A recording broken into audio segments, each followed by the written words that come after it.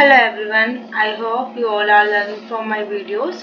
In last class जैसे मैंने आपको पॉइजन के बारे में बताया था, today I am gonna start with treatment of poison. Treatment of poison. अब ये treatment of poison क्या होता है, कैसे क्या सिस्टम है इसका, मैं आपको वो सारी चीजें बताती हूँ. अब treatment of poison, जब भी कोई भी poison हम लेते हैं तो उसके लिए जो होता है हम कोई अदर से एक एंटीडोट्स रखते हैं, ठीक है ना.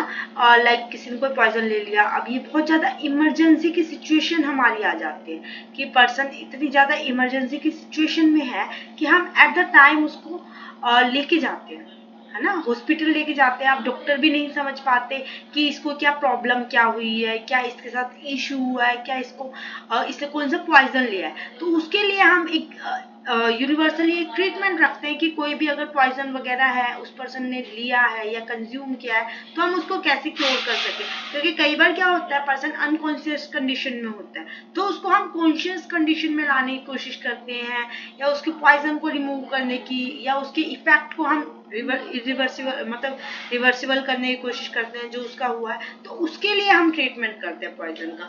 अब फर्स्ट वन हमारा आता है एंटीडोट्स. हमारे जो एंटीडोट्स क्या होते हैं, ये हमारे सब्सटेंस है, एदर प्रिवेंट करते हैं पॉइजन को फ्रॉम वर्किंग और रिवर्स करते हैं इसके इफेक्ट को. जो उसका वर्किंग उसको चेंज कर देंगे, उसको रोक लेंगे, या उसकी इफेक्ट को रिवर्स कर देते हैं. अब इसके अंदर हमारे आता है रिसोसिएटिव मेजर्स. फर्स्ट होता है हमारा, सेकंड आता है removal of poison from the body, जिसमें हमारे गैस्ट्रिक लेवेज, एमेटेक्स और एडमिनिस्ट्रेशन ऑफ एंटीडोट्स होते हैं. अब डिसोसिएटिव मेजर्स क्या होते हैं कि पर्सन जो हमारा, जो भी पर्सन है वो हमारा आया है तो अब वो अनकॉन्शियस कंडीशन में है कि वो रिस्पॉन्स ही नहीं कर रहा है, उसके कोई कार्डिक की प्रॉब्लम आ रही है, या मतलब वो सांस नहीं ले पा रहा है, हमें दिख ही नहीं रहा है कि वो पर्सन अलाइव है या मर चुका है, डेथ है. तो उस चीज को पहले हम सबसे पहले मेजर करते हैं, उसके बाद ही हम अदर चीजें करते हैं. अब डिसोसिएटिव मेजर्स में हमारे क्या आते हैं, पहले कार्डियोपल्मोनरी डिसोसिएटिव आ गया हमारा, कार्डिक कंप्रेशन हो गया, एंड्रोट्रैकियल इंट्यूबेशन हो गया, other advance airway management, artificial ventilation, cardiac resuscitation, medication and cardiac defibrillation, जो कि हम कैसे भी दे सकते हैं पर्सन को. अब हम इन सारी टर्म्स को एक बार मैं आपको बताऊंगी कि ये सारी टर्म्स क्या होती है. फर्स्ट वन हमारी अब आएगी कार्डियोपल्मोनरी रेसुसिएशन, जो कि हमारा क्या होता है कि पर्सन अगर ब्रीथ नहीं ले पा रहा है, हमें उसका क्या नाम है, ऑक्सीजन मूवमेंट नहीं दिख रही है, उसके हाथ नहीं चल रहे, तो हम एक प्रेस करके देते हैं दोनों हाथों से, ठीक है ना. कई बार हम ट्रीटमेंट करते हैं रोड साइड भी, अगर कोई चीजें हो जाती है उस टाइम पे देते हैं, वही होता है कार्डियोपल्मोनरी रेसुसिएशन, ठीक है. ये हमारा फर्स्ट वन था. अब सेकंड एंडोट्रैकियल इंट्यूबेशन. एंडोट्रैकियल जैसे आपको दिख रहा होगा, ये पाइप के थ्रू पर्सन के हम लंग्स तक जाते हैं ट्रैकिया के थ्रू, और उसको हम एयर में पहुंचाने की कोशिश करते हैं कि वो एक बार ऑक्सीजन ले सके. तो यही हमारा एंडोट्रैकियल इंट्यूबेशन होता है. ये सारे टर्म्स हम आगे बहुत बार पढ़ेंगे, इसलिए मैं एक बार आपको दिखाना चाह रही थी कि कौन कैसी होती है. अब आर्टिफिशियल वेंटिलेशन. अब पर्सन आ गया है, वो सांस नहीं ले पा रहा, तो हम उसको वेंटिलेटर पे देते हैं ना, वेंटिलेशन पे, वही होता है. एडवांस एयरवे मैनेजमेंट, हम ऑक्सीजन प्रोवाइड करते हैं ना किसी इंस्ट्रूमेंट के थ्रू, वही होता है. अब रेसुसिएटिव हमारा जो होता है, फोरेंसिक में क्या होता है, क्या मतलब क्या है इसका. फोरेंसिक में हमारा आता है एयरवे शुड बी मेंटेन्ड. हम जो भी पर्सन के जो वो ऑक्सीजन ले पा रहे हैं या नहीं, एस्पिरेशन की कोई प्रॉब्लम तो नहीं है, वो हम देखते हैं मेंटेन है या नहीं है. उसको हम एंडोट्रैकियल इंट्यूबेशन में भी नीडेड. एंडोट्रैकियल जैसे आपने पीछे फोटो में देखा था कि एक पाइप के थ्रू हम उसको देखते हैं अगर हमें ये सारी चीजों की जरूरत है तो. अब सेकेंड हमारा आता है oxygen supply through vanity mask. जो हम ऑक्सीजन सप्लाई देखते हैं, वेंटी मास्क हो गया, एंडोट्रैकियल ट्यूब हो गया, शुड बी डन अगर जरूरत है. Circulation should be maintain. हम फ्लूइड और ड्रग के थ्रू सर्कुलेशन देखते हैं, ब्लड सर्कुलेशन कर रहा है या नहीं कर रहा है, ये सारी चीजें देखते हैं. CNS depression should be corrected by drug and supportive measure. हम जो भी मेजर्स होते हैं उनके थ्रू सीएनएस डिप्रेशन को हम करेक्ट करते हैं कि पर्सन नींद में है तो उसको थोड़ा सा कॉन्शियस लाने की कोशिश करें. अब removal of poison from the body. हम बॉडी से ये सारी चीजें हम उसका कर लिया है, जो हमारे रेसुसिएटिव मेजर्स थे वो हमने कर लिया. अब हम उसका पॉइजन को कैसे हम उस पर्सन के अंदर से रिमूव करेंगे, ठीक है. रिमूवल ऑफ पॉइजन भी हमारा बहुत मेजर पार्ट प्ले करता है. अब इसमें हमारा पहला आता है गैस्ट्रिक लेवेज. जो मैंने आपको पीछे बताया था। गैस्ट्रिक लेवेज क्या होता है, ये हमारा हम जो पर्सन के स्टमक से पॉइजन को बाहर निकालने की कोशिश करते हैं किसी पाइप के थ्रू, एक पतली सी पाइप होती है उसके थ्रू, ठीक है, जो हमारी जो होती है फ्लेक्सिबल रबर ट्यूब की बनी हुई होती है। अब इसके बाद हमारा आता है the administration and evacuation of small volume of liquid through a gastric tube to remove toxic substance within the stomach. जो हमारे टॉक्सिक सब्सटेंस होते हैं, ठीक है ना, उसको रिमूव करने की कोशिश करते हैं स्टमक के अंदर। ये हम विद इन 3 आवर करते हैं कोई भी पॉइजन लेने से, क्या एज सुन एज पॉसिबल करने की कोशिश करते हैं कि जो पर्सन है, ठीक है ना, गैस्ट्रिक लेवेज उसको देने की जल्दी से जल्दी कोशिश कर रहे हैं। स्टार्टिंग के टाइम में हम उसे कॉन्शियस करने की कोशिश कर रहे हैं, फिर हम गैस्ट्रिक लेवेज देते हैं, अनकॉन्शियस कंडीशन में कभी नहीं देते, ठीक है। ये अगर हम जल्दी से जल्दी करते हैं तो ये प्रोग्नोसिस बेटर करता है पर्सन के। और फॉर दिस पर्सन हम एवाल्स एंड बुआ ट्यूब को यूज करते हैं। एवाल्स और बुआ ट्यूब क्या होती है ये अब मैं आपको फर्दर बताती हूँ। ये और जो हमारी कुछ होती है ये तो हमारी अडल्ट के लिए होगी। अब चिल्ड्रंस के लिए हम जो यूज करते हैं ना वो रिले ट्यूब होती है। चिल्ड्रन छोटे बच्चे जो हो गए मतलब 15-16 साल से जो नीचे नीचे के हो गए उनके लिए रिले ट्यूब यूज करते हैं। अब हम फर्दर एवार्ड्स और बुआ ट्यूब को डिस्कस करेंगे कि एवार्ड्स और बुआ ट्यूब क्या होते हैं। ये जो हमारी एवार्ड्स और बुआ ट्यूब होती है ये हमारी रबड़ की बनी हुई होती है, जैसा आपको इस पिक्चर में दिखा। अब ये जो रबड़ की बनी हुई है ये पूरी की पूरी फ्लेक्सिबल रबड़ की होती है, जैसे आपको इस पिक्चर में भी दिख रहा होगा कि पर्सन को पाइप के थ्रू ये क्या नाम है रबड़ इसके अंदर स्टमक में डाल दिए और ये हम फोर्स के उससे नहीं डालते। अब इसके आगे जो हमारा होता है एक फनल पार्ट होता है जिसके अंदर हम हॉट वाटर डालते हैं।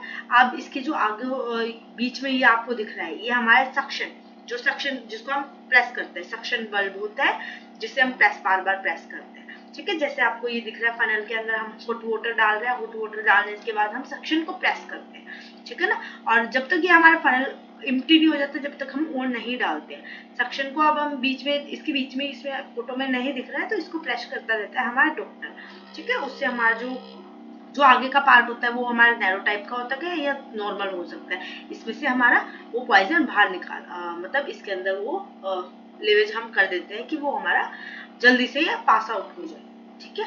अब हम इसको कैसे क्या प्रोसीजर होता है क्या होता है पहले मैं आपको वो भी बताऊंगी, पर आप ये देखो ये जो हमारी ट्यूब जो होती है जो इसका जो मटेरियल होता है ये हमारा फ्लेक्सिबल रेड रबर ट्यूब का बना हुआ होता है। और जो इसकी ट्यूब की हमारी जो लेंथ होती है, ये जो पूरी ट्यूब हमारे स्टमक ट्रैक से अंदर होके मतलब गई हुई है, इसकी पूरी जो लेंथ होती है 1.5 मीटर की इसकी पूरी लेंथ होती है, ठीक है। जो ये रेड कलर की पूरी लंबी लेंथ दिख रही है। अब इसका डायमीटर, अगर हम डायमीटर की बात करते हैं तो इसका डायमीटर हमारा 1 सेंटीमीटर होता है, ज्यादा नहीं होता। और अपर जो एंड है इसको हम फनल बोलते हैं, मैंने आपको बता दिया। लोअर एंड को blunt and round, lower and जो दिख रहा है ना आपको स्टमक के अंदर और ये ब्लंट होते हैं, ये राउंड होते हैं क्योंकि चुभना नहीं चाहिए ना, शार्प नहीं हो सकता। अब मिड पॉइंट सक्शन बल्ब हो गया, सक्शन बल्ब को बार बार प्रेस करते हैं और यही हमारा इसका नॉर्मली पार्ट्स हो गए। अब हम इसके बाद हम इसके डिस्कस करेंगे कि क्या क्या हमारा कैसे क्या प्रोसीजर क्या होता है, ठीक है ना, पर्सन को वो क्या नाम है कंज्यूम करने के टाइम पे। अब लाइक ये आपको पता है ये पर्सन क्या नाम है, इस पर्सन का क्या सिस्टम है। ये पर्सन हमारा पॉइजन कंज्यूम कर लिया तो अब इस पर्सन को हम सबसे पहले लेफ्ट लेटरल साइड पे हम इसको लेटाते हैं, जिसमें क्या होगा हम उस पर्सन को इंट्रोड्यूस करवाएंगे, ठीक है ना। लेफ्ट लेटरल साइड उसका जो सर होगा उसको भी हम प्रेस करेंगे। उसके बाद जो उसका माउथ है यहाँ पे वुडन वगैरह हम लगा के उसके अंदर पाइप को डालेंगे। अब उस पाइप को हम ऐसे डालेंगे कि वो ट्रैकिया के अंदर ना घुस जाए, बड़ी सॉफ्टली हम उसको अंदर डालते हैं। और हम इस चीज का भी ध्यान रखते हैं जो हमारा जो ये पाइप है हमारे जो रबड़ की ट्यूब है इसको वो कट ना कर सके। और इसके साथ साथ एक असिस्टेंट होता है और हमारा एक डॉक्टर होता है। डॉक्टर इसको केयरफुली मेजर करता है और असिस्टेंट उस पेशेंट को बड़े ध्यान से वो रखता है, ठीक है ना। और ऊपर से इसके अंदर गर्म पानी पोर करते रहेंगे। और इसके बीच में आपको ये दिख रहा है हमारा सक्शन बल्ब, इसको भी प्रेस करते रहेंगे बार बार। और इसके बाद हमारा आता है माउथ गैग। माउथ गैग हमारा क्या होता है, ये हमारा वही है जो मैंने आपको बताया जो हम वुडन लगा देते हैं कि ये क्या नाम है बाइट ना कर सके इस वर्ड को, इसका ही मतलब होता है माउथ गैग, ठीक है। ये हमारा ये इतना इसका प्रोसीजर है। अभी जैसा आपको मेरा पॉइंटर दिख रहा है यहीं पे इसका माउथ गैग के लिए हम वुडन को उसको लगाते हैं कि बाइट ना कर पाए उस चीज को। अब इसके बाद जो हमारा आता है इसके अंदर हम 250 ml, ठीक है, जो ये मतलब इसको हम सॉफ्ट स्लोली हम इस पर रबड़ को हम पर्सन के अंदर डालते हैं, जिसकी वजह से क्या होता है वो पर्सन क्या नाम है, हम अगर फोर्सफुली डालेंगे तो वो हमारे ट्रैकिया में घुस जाएगा, तो इसलिए धीरे धीरे डालते हैं। अब इसके अंदर वाटर डालते हैं, 250 ml डालते हैं हॉट वाटर, और समटाइम क्या होता है हमें पता होता है कौन सा वाला पॉइजन है, तो हम उसके साथ हम एंटीडोट डाल देते हैं, उसके मतलब उसके इक्वली कि ये एंटीडोट इसमें वर्क करेगा या नहीं करेगा। तो यही हमारी सारी की सारी चीजें होती है। ये जैसे आपको प्रोसीजर दिख रहा है, गर्म पानी डाल रहे हैं, जब तक ये फनल भरा हुआ है जब तक इसको छोड़ देते हैं और इसको जाने देते हैं अंदर, और उसके बाद क्या नाम है हम इसको क्या नाम है और दोबारा से फिलअप कर देते हैं, उसको सक्शन कप को बार बार प्रेस करते रहते हैं। ठीक है, इसके बीच में होता है सक्शन, जो हमारा सक्शन बल्ब होते हैं। पूरा यही हमारा प्रोसीजर है। और माउथ के बिल्कुल जो हमारी ये जो ट्यूब आपको दिख रही है ना, इसके पास लगा हुआ होता है, हम इसको मुंह के अंदर फिट कर देते हैं। ठीक है, ये जो वुडन का जो हमारा होता है बड़े सॉफ्ट टाइप का होता है। अब जो हमारे आते हैं गैस्ट्रिक लेवेज, यहाँ तक हमारी गैस्ट्रिक लेवेज खत्म हो गई है।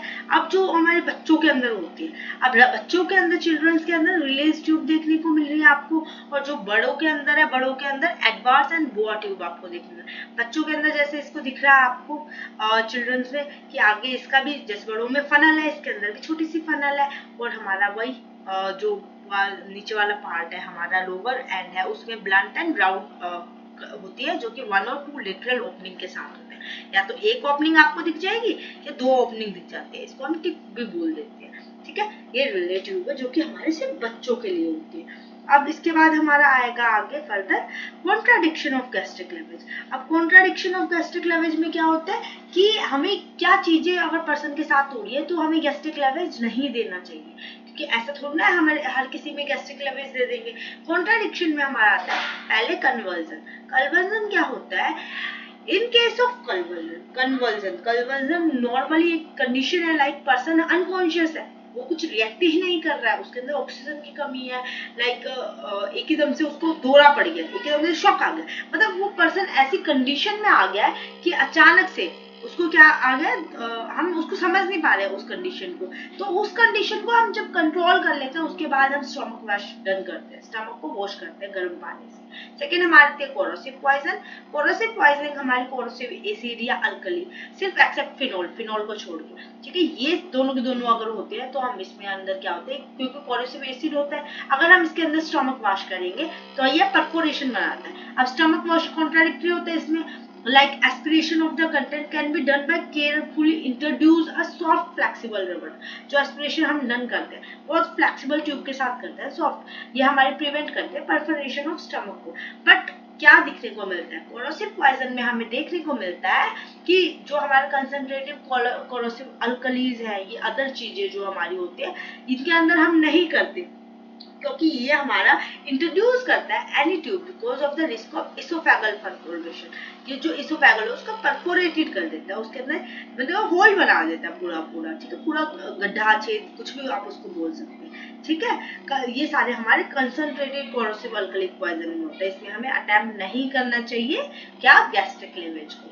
अब जो हमारा होता है, जो हम इसोफेगल, आपको पता है इसोफेगल क्या होता है, इसोफेगल जो हमारी माउथ से हम कुछ खा रहे हैं, जो हमारी पाइप होती है बीच की, वही होती है, एक ट्रैकिया इसोफेगस हो गई, इसके अंदर परफोरेशन शो कर देता है। अब परफोरेशन कईयों को नहीं पता होगा तो मैं डिटेल में आपको परफोरेशन बता देती हूँ। एक जैसे कोई पर्सन है किसी भी चीज में, लाइक ये आपको दिखा दी मैंने, मसल्स बना दी, अब इसके अंदर अगर एक हल्की सी कुछ आएगी एंट्री होगी, तो वो अगर हल्की सी गई है इसने पेनिट्रेट किया है, अब इसने कोई बुलेट ने होल बना दिया, वो अंदर रह गई है, तो वो हमारी पेनिट्रेट हो गई है, पास नहीं हो पाई है। अब एक बुलेट गई है बिल्कुल पास हो गई है, तो उसने एक छेद बना दिया, तो वो हमारी परफोरेशन होती है, पूरा होल बना दिया, जैसे आपको इस पिक्चर में आपको दिख रहा होगा, जैसे मैं आपको बना के दिखा रही हूँ।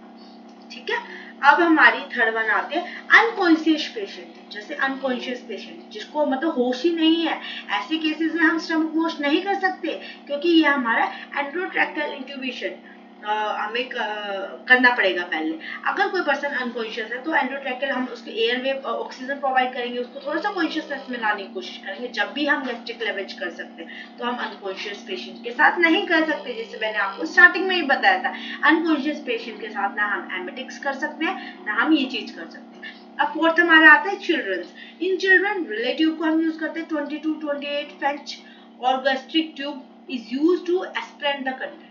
और गैस्ट्रिक ट्यूब को हम यूज करते हैं एज पर द कंटेंट, उसके लिए हम ये वाली ट्यूब नहीं करते हैं, इसको हम इसके थ्रू करते हैं। अब जो हमारा ये तो चिल्ड्रन के लिए हो गया, और बड़ों के लिए आपको पता ही है, बड़ों के लिए जो हम यूज करते हैं बोया ट्यूब को हम यूज करते हैं।